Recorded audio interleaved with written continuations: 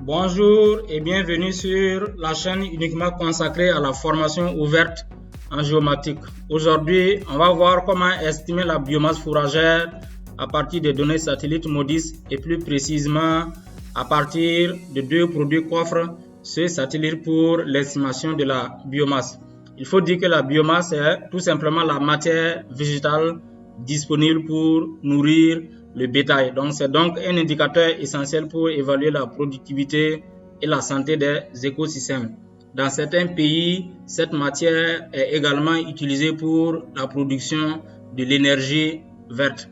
Donc, pour cette analyse, on va s'appuyer sur deux produits complémentaires fournis par ce satellite. Il s'agit du GPP qui est la production primaire brute et la production primaire nette qu'on appelle généralement NPP en anglais. Alors, si vous venez sur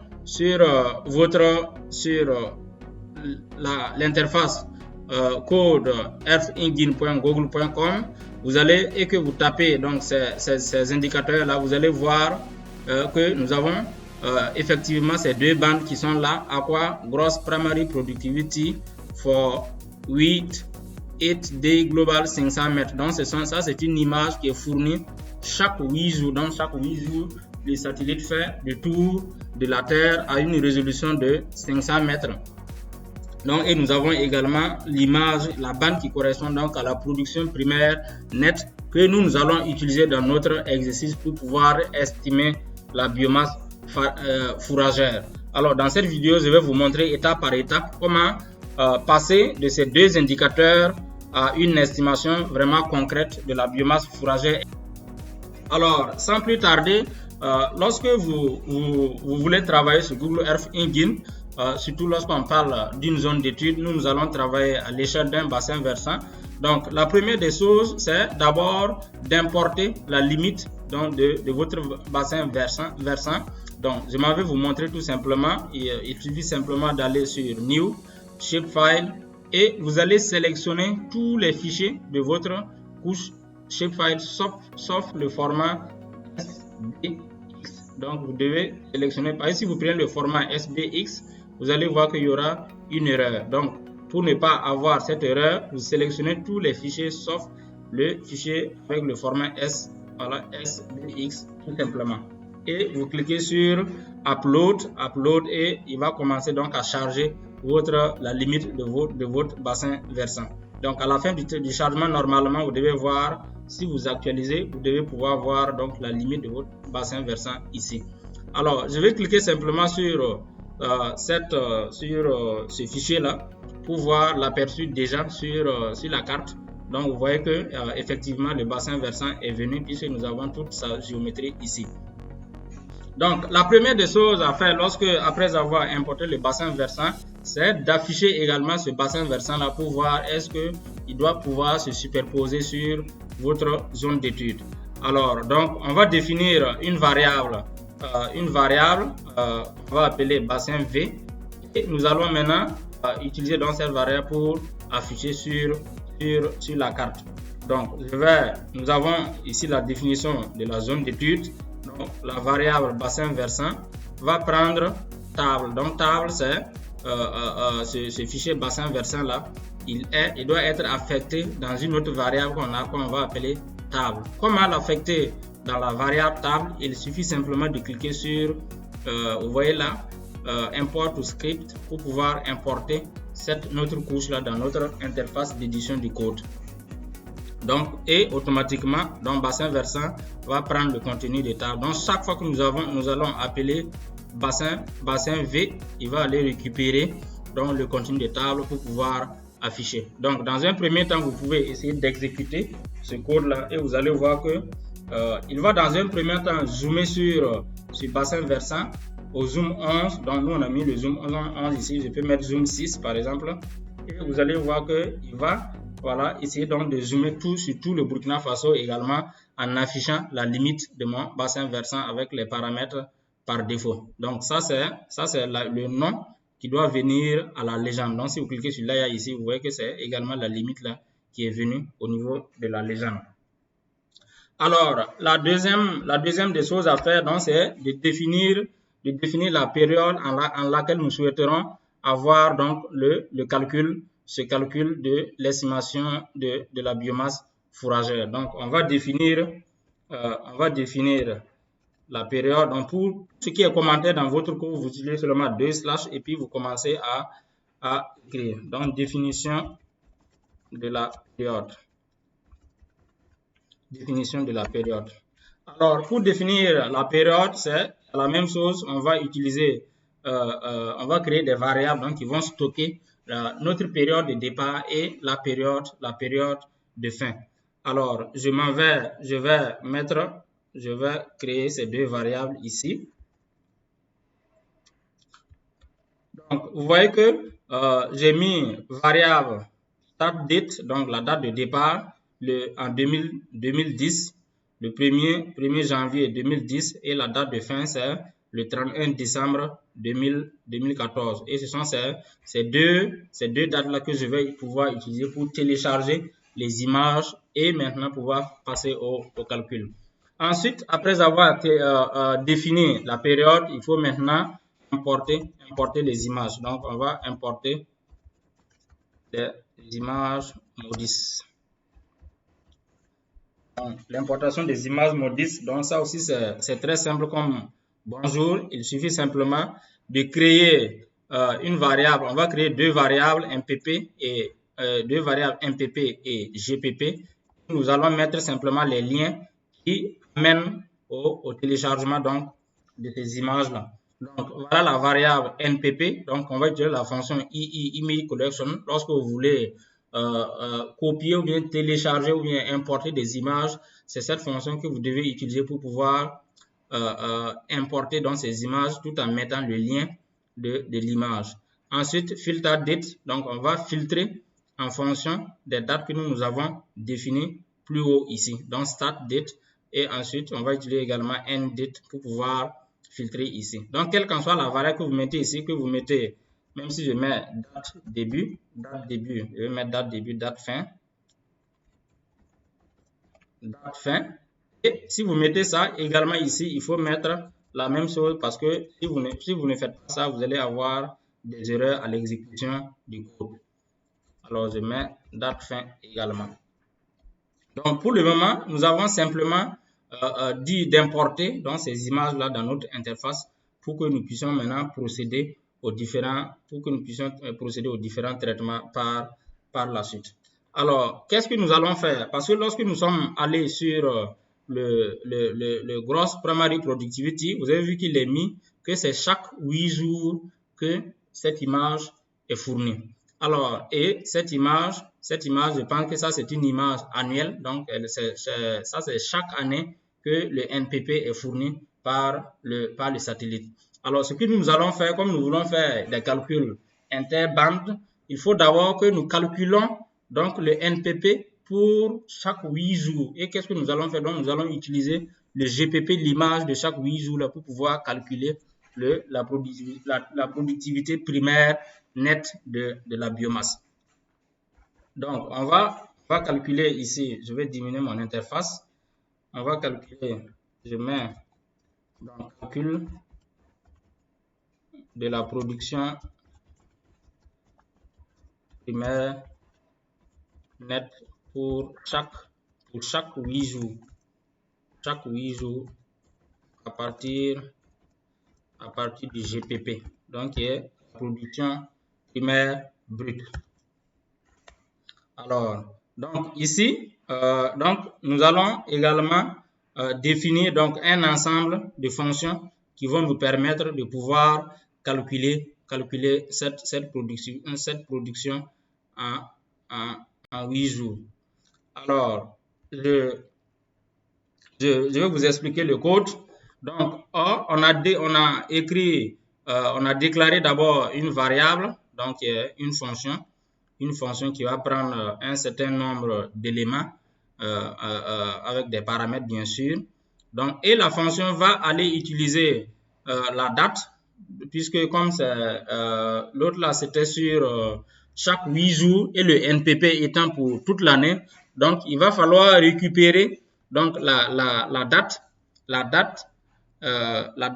ensuite récupérer, ça c'est le jour d'abord, on va d'abord récupérer le jour. Ensuite, on récupère l'année avec cette variable, la variable y. Donc, en utilisant bien sûr les fonctions disponibles par la plateforme et on va le passer donc en entier. Donc, puisque lorsqu'on va récupérer l'année, si on ne convertit pas ça en entier, par la suite, nous pouvons avoir donc des erreurs d'exécution dans notre code. Ensuite, on va calculer le GPP annuellement, donc la production primaire brute annuelle, puisque c'était chaque 8 jours. Donc, on va calculer ça pour toute l'année. Donc, on va prendre l'image. Donc, on va utiliser donc l'image en partant appeler notre fichier GPP qui est ici. Et ensuite, on filtre ça par rapport à l'année que nous allons définir, que nous allons récupérer à partir d'ici. Et on va faire la somme pour pouvoir avoir le GPP de manière sur une période annuelle. Alors, on va faire la même chose pour le NPP. Donc, on récupère ça et là, on va utiliser la moyenne pour pouvoir avoir la production primaire nette, la moyenne annuelle de la production primaire nette. Et maintenant, la variable NPP 8, c'est-à-dire NPP, la production primaire nette pour chaque 8 jours, quand on va utiliser le GPP pour chaque 8 jours divisé par le GPP annuel multiplié par le NPP annuel. Donc, et on va pouvoir retourner, comme c'est une fonction, la fonction doit forcément nous retourner l'image résultante, donc le NPP pour chaque 8 jours. Donc, et là, vous voyez que var NPP 8 collection, donc on va utiliser donc image collection, on ouvre les parenthèses, gpp.map.myNPP. Alors, donc, vous voyez que là, on vient de calculer la production primaire nette. Le code, ne vous inquiétez pas, je vais mettre le code à la fin de la vidéo pour que vous puissiez également essayer à votre niveau. Alors, une fois qu'on a fini de faire ça, une fois qu'on a fini d'obtenir la production nette, donc de calculer le NPP pour 8 jours proportionnellement, donc on doit pouvoir maintenant visualiser donc la production primaire nette, parce que jusque là on ne fait que appeler les éléments, on calcule, mais pour le moment on n'a pas encore visualisé donc ces différents éléments que nous sommes en train de calculer. Alors donc on va mettre ici un commentaire visualisation.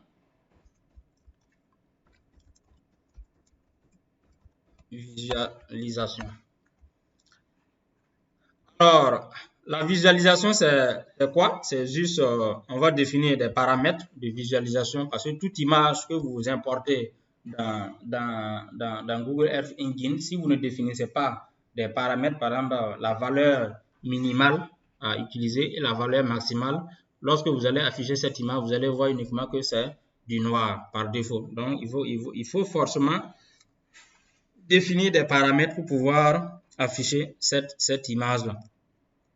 Et maintenant, on va utiliser ça map add layer qui est la fonction qui permet d'ajouter votre couche à la carte comme on l'a vu, comme on l'a déjà utilisé ici pour ajouter la limite du bassin versant à notre carte. Donc ici, qu'est-ce qu'on a fait? On a simplement utilisé min, donc c'est la moyenne et on a clippé avec la limite du bassin versant en prenant en compte les paramètres de visualisation qui sont définis en haut ici et le nom qui doit s'afficher dans la légende.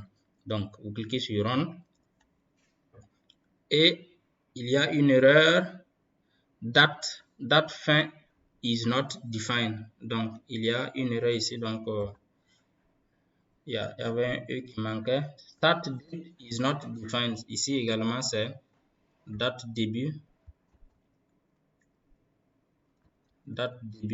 et date fin.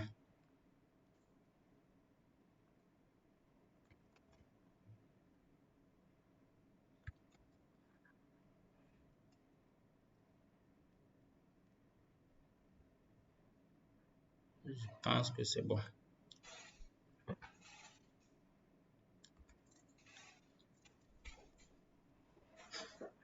Donc, vous patientez un peu, il va finir de faire les calculs et il va vous afficher donc notre MPP, la moyenne de la production primaire nette sur notre bassin versant. Donc, c'est ça comme ça.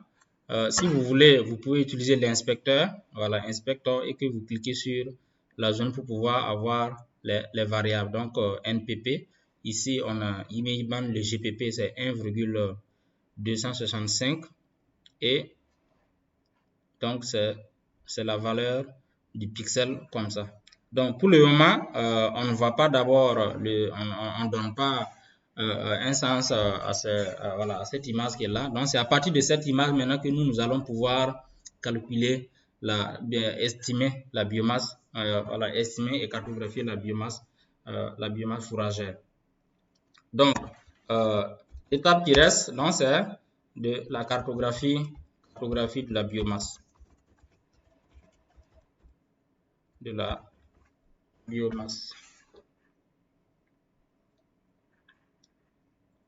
Alors, ici, tout simplement, nous allons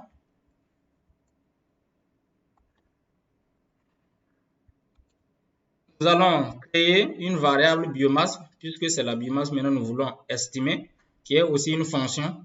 Donc, c'est une fonction qui va avoir ses paramètres. On va prendre biomasse, on va utiliser l'image que nous avons déclaré, la variable image que nous avons déclaré plus haut. Il est ici.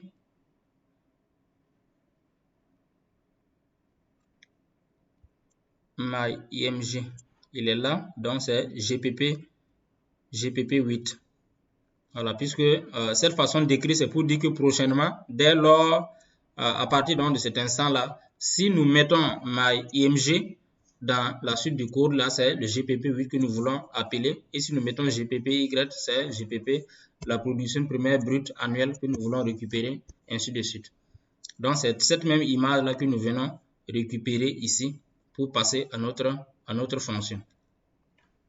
Ensuite, on définit également les variables, les paramètres de visualisation. Donc, on va mettre de 1, donc la valeur minimale c'est 1 et la valeur maximale c'est 150, en définissant bien sûr des palettes green, yellow et orange ou bien red. Donc, green c'est pour dire faible, yellow modéré et puis orange ça va être très élevé. Alors, donc, et on va afficher également cette carte-là sur notre interface cartographique. Donc, vous cliquez sur exécuter également. Vous allez voir que il va calculer la biomasse et pouvoir afficher cette biomasse-là sur la carte. Donc là, vous voyez que il est en train de travailler. Donc déjà, vous voyez que au niveau de en aval du bassin versant, vous avez une forte production fourragère. Voilà, une forte production de la biomasse à ce niveau, en aval du barrage vers le barrage de Bagré. Et quand vous remontez en amont, vous voyez que également la production, elle est là, mais elle est légèrement faible. Donc, on va afficher la légende puisque ça, on a juste utilisé ces palettes-là pour pouvoir avoir cette représentation. Maintenant, on va afficher une légende à côté pour pouvoir montrer la signification de chaque couleur. Alors, donc, on va continuer. Je vais créer un histogramme également pour comprendre l'évolution donc de cette productivité là dans le temps. Donc, histogramme, donc je vais mettre calcul de l'histogramme. Donc, pour calculer l'histogramme également, nous allons toujours créer des variables et qui vont nous permettre de pouvoir afficher l'histogramme dans notre interface.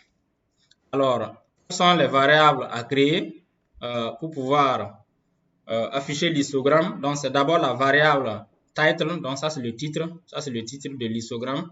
Donc, biomasse, production, on va mettre simplement production de la biomasse dans le bassin versant du barrage de Bagré. Ensuite, donc au niveau des axes, donc on va mettre le temps, donc c'est-à-dire les années, et au niveau donc des abscisses, on va mettre également donc la biomasse qui est exprimée ici en kilogrammes par mètre carré. Alors, donc les données, ça c'est d'abord pour pouvoir la définition de la carte de l'histogramme. Donc, comment on veut que l'histogramme se présente. Maintenant, les données qu'il faut affecter dans l'histogramme là, ce sont ces données là qui sont ici. Donc, c'est variable bassin versant. Donc, on va créer une variable et on va utiliser donc la fonction UI4 image series by region. Donc, on veut catégoriser donc la biomasse là par région. Ici, ça va être les différentes années que nous allons utiliser. Et on va mettre tous ces paramètres là pour pouvoir avoir notre histogramme. Image collection, c'est l'image qu'il doit utiliser pour pouvoir générer l'image qui contient les valeurs de la biomasse. Donc, c'est la même image qui est ici. Et ici, l'échelle, c'est 500. Et la date, bon, tout ça, c'est des variables voilà, optionnelles, mais néanmoins, il faut les mettre, voilà, il faut les mettre pour pouvoir avoir votre histogramme. Alors, et à la fin, on va dire simplement d'imprimer notre histogramme qui s'appelle biomasse bassin versant V. Donc, si vous lancez le processus, c'est un processus qui peut prendre, ça prend du temps parce que là, il va repartir, prendre le fichier, prendre l'image, la décomposer, enlever les valeurs et pouvoir maintenant générer notre histogramme. Donc, comme ça prend du temps, on va continuer et on le laisse travailler. Donc, ce qui reste à faire maintenant, après avoir affiché l'histogramme, donc ce qui reste simplement, c'est de pouvoir créer maintenant la légende. Donc, c'est la légende qui manque à notre carte. Donc, c'est la création de la légende. Création de la légende ou bien affichage. Création et affichage de la légende. Donc là, je viens ici et je vais mettre le code qui m'a permis de pouvoir créer la légende et de l'afficher sur la carte. Donc, je mets mon code ici. Donc, création, voilà. Donc, voilà la variable légende. Donc, c'est aussi IU panel. Donc, toute interface que vous souhaitez afficher sur la carte là, il faut utiliser le UI panel, donc qui est une fonction voilà, qui permet de pouvoir afficher un cadre ou bien toute interface sur la carte. Donc, ça, c'est définition du titre de la légende. Ici, nous avons une définition des différentes classes de la légende. Et on crée maintenant les différents éléments de la légende. Ça, c'est avec ces paramètres. Donc, ça, c'est une fonction également. Et à la fin, maintenant, on va utiliser la fonction map art légende à notre carte pour pouvoir afficher la légende sur la carte. Alors, si je clique avant de cliquer sur Run, donc vous voyez qu'il y a notre histogramme qui est venu. Donc, il y a l'histogramme de la production de la biomasse fourragère qui est venue là. Donc, on a à peu près l'évolution donc de cette production là sur l'évolution de la production dans le temps. Donc, vous pouvez cliquer ici pour pouvoir ouvrir cette image là et vous pouvez même télécharger les données. Vous voyez que les données sont téléchargeables directement en format CSV. On peut télécharger ça en format image ou bien on peut télécharger ça en format PNG. Tout ça, ce sont des formats images. Donc, vous voyez que on a pu ressortir l'évolution donc de la production de la biomasse fourragère dans le temps, c'est-à-dire de 2010, je pense, de 2010 à 2014. Donc, de 2010 à 2014. Alors, je reviens ici dans mon code pour pouvoir exécuter ce code-là et pouvoir afficher ma légende à côté. Donc là, vous voyez qu'il y a la légende qui est venue, donc de 0 à 50 kg par mètre carré, de 50 à 100 kg par mètre carré, de 100 kg à 150 kg par mètre carré, bien évidemment avec toujours l'histogramme qui est affiché à côté ici. Alors, je vais décocher ça. Lui, il est toujours en train de travailler. Ça vient, c'est pas encore terminé. Voilà, donc voilà la biomasse qui a été estimée. Donc, quand on prend en aval donc, du bassin versant, notamment vers autour du barrage, tout en montant. Donc, compte tenu donc, de l'humidité relative dans ces zones-là, nous avons une production fourragère moyennement, voilà, qui est assez bonne, de 50 à 100 kg par mètre carré qu'on peut avoir dans ces zones-là. Il faut dire qu'il y a également Bagrépole qui est dans cette zone-là. Donc, ça fait que la production, après la récolte du riz, ainsi de suite, donc toute cette matière-là peut être utilisée comme biomasse pour nourrir les animaux et bien d'autres choses. Alors, quand nous remontons vers le nord, notamment vers Waiguia, Kongoussi, Waiguia, on voit que là-bas on a une productivité faible, une production faible donc de la biomasse qui est estimée de 0 à 50 kg par mètre carré. Donc, pour résumer ce que nous avons vu dans cette vidéo, nous avons utilisé deux bandes donc, du satellite MODIS, donc qui est deux bandes qu'on appelle GPP et NPP.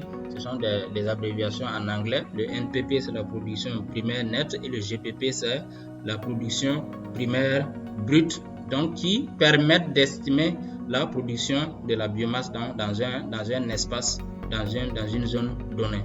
Donc, c'est une donnée qui couvre le monde entier. Donc, nous avons pu télécharger ces images-là, importer ces images dans l'environnement de Google Earth Engine et utiliser des fonctions pour pouvoir estimer la biomasse. Voilà, puisque le GPP, ça c'est comme elle est fournie chaque 8 jours, il a fallu qu'à partir de cette image que nous puissions calculer le NPP également qui était annuel. Donc, il a fallu maintenant qu'on calcule le NPP également pour chaque 8 jours et de pouvoir estimer maintenant la biomasse fourragère à l'échelle de notre bassin versant. Donc, à la fin, nous avons pu avoir cette carte avec dans les différentes catégorisations par zone. Donc, et on voit que comment la répartition spatiale donc, de cette matière-là est à l'échelle de notre bassin versant. Donc également il y a l'histogramme et nous avons vu que c'est à partir de 2013, donc en 2013, le 21 septembre 2013, où on avait une production élevée donc, de la biomasse là, à l'échelle de cette bassin versant. Sinon le reste là, bon, c'est relativement bas. Donc ça peut s'expliquer par certains phénomènes que nous ne maîtrisons pas. Donc dans vos différentes études, c'est des paramètres que vous pouvez chercher à savoir pourquoi est-ce que en 2010 donc la production était faible pour la même période et en 2013 on a eu une production élevée. Donc bien sûr en utilisant d'autres données, notamment des données pluviométriques, de la température, ainsi de suite. Voilà, donc sur ce, nous sommes à la fin de cette vidéo sur comment estimer la biomasse fourragère. J'espère qu'elle vous a servi. Si oui, n'oubliez pas de liker, partager. Et si vous avez des commentaires également, n'hésitez pas. Nous sommes là pour vous répondre à tout moment. On se donne rendez-vous sur nos prochaines vidéos. Au revoir.